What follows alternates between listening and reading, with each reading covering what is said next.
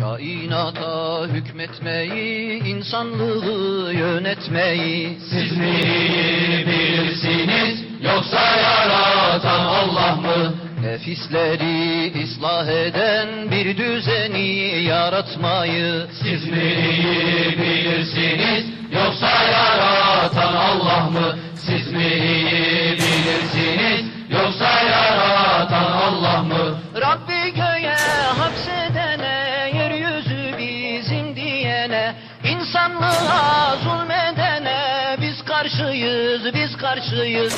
Biz karşıyız, biz karşıyız, zalimlere biz karşıyız. Biz karşıyız, biz karşıyız, kafirlere biz karşıyız. Her mekanı, her zamanı kuşatıcı bir sistemi Siz mi iyi bilirsiniz, yoksa yaratan Allah mı? hiç kimseyi kayırmadan adaletle hükmetmeyi Siz mi iyi bilirsiniz, yoksa yaratan Allah mı? Siz mi iyi bilirsiniz, yoksa yaratan Allah mı?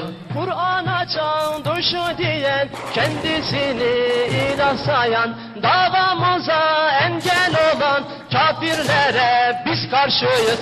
Biz karşıyız, biz karşıyız, zalimlere biz karşıyız.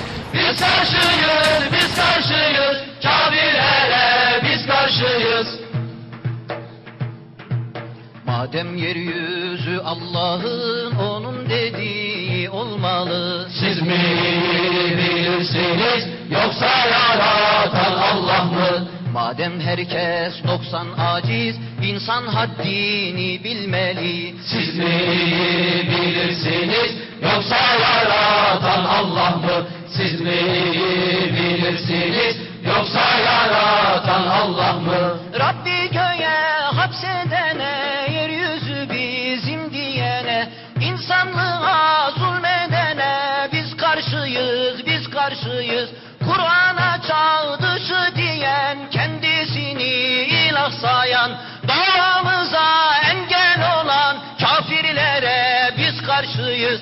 Biz karşıyız, biz karşıyız, zalimlere biz karşıyız. Davamıza engel olan kafirlere biz karşıyız. Biz karşıyız, biz karşıyız, zalimlere biz karşıyız. Davamıza engel olan kafirlere biz karşıyız. Davamıza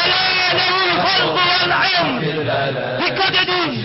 Yaratmakta, emretmekte Allah'a mahsustur. Dikkat edin! Yaratmakta, emretmekte